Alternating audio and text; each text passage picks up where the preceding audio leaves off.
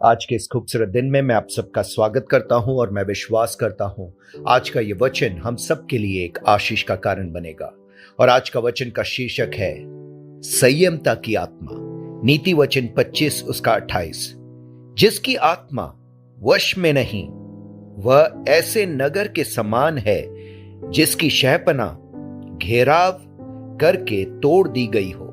कितना स्ट्रॉन्ग वचन है ये, जहां सुलेमान इस प्रकार कहता है कि जो शहपना या शहर की दीवारें जिसकी टूटी हुई हैं, वो उस व्यक्ति को दर्शाता है जिसमें संयमता की आत्मा नहीं होती, जो अपने आत्मा को परमेश्वर के उस आत्मा के नियंत्रण में नहीं चलाता, वरन वो अपनी मर्जी के अनुसार चलता है और जो चीजें उसके आसपास उसे नजर आती है वो सब कुछ करने के लिए तत्पर रहता है।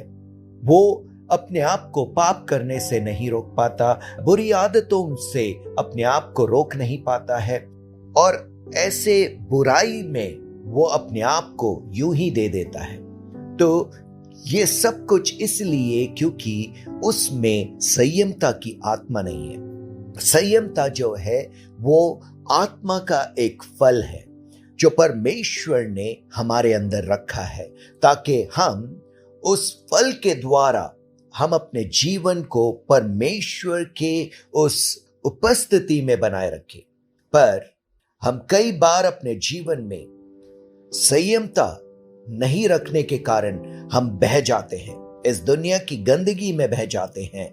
जो प्रेशर हमारे जीवन की ओर आता है उस प्रेशर के अनुसार हम झुक जाते हैं और पाप कर बैठते हैं। हमने देखा कि किस प्रकार दाऊद, जो परमेश्वर का चुना हुआ था, उसने अपने उस संयमता को खो दिया और व्यभिचार कर बैठा और उसने उस व्यभिचार को छुपाने के लिए अपने उस स्त्री के पति को मार डाला और परमेश्वर के नजरों में वो गिर गया कि परमेश्वर ने अपने दास को भेजा और उसे चेतावनी दी।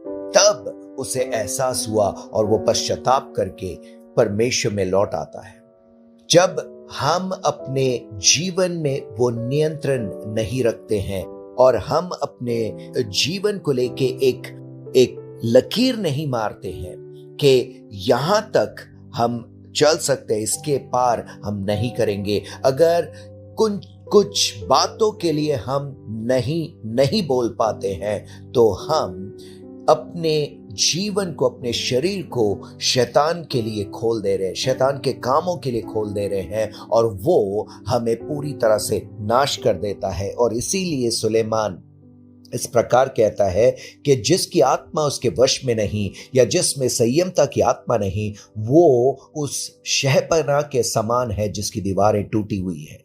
दुश्मन कभी भी उस पर हमला कर सकता है और उसे तहस नहस कर सकता है। वैसे ही एक इंसान का जीवन है। अगर हम अपने शरीर को परमेश्वर के आत्मा के नहीं चलाएंगे और संयमता की आत्मा में नहीं चलेंगे तो शैतान हमें बर्बाद कर देगा। इसीलिए आज मैं इस वचन के द्वारा ये बात बताना चाहता हूं कि हम सबको संयमता की आत्मा होनी चाहिए और उसमें हमें आगे बढ़ना है। तब परमेश्वर के लिए एक खूबसूरत गवाही बन पाएंगे और हम अपने शरीर के द्वारा परमेश्वर की महिमा कर पाएंगे। पिता परमेश्वर, मैं प्रार्थना करता हूं तेरे लोगों के लिए जहां पे भी वो हैं, प्रभु तेरी आत्मा प्रभु उनके अंदर कार्य करने पाए, ताकि प्रभु हम संयमता के साथ प्रभु अपने जीवन को व्यतीत करने पाए।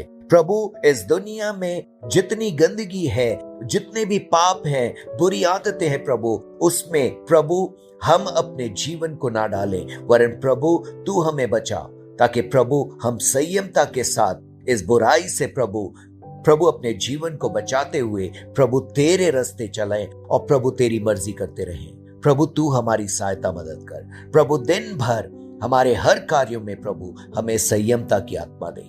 यीशु के नाम से प्रार्थना मांगते, आमीन। God bless you.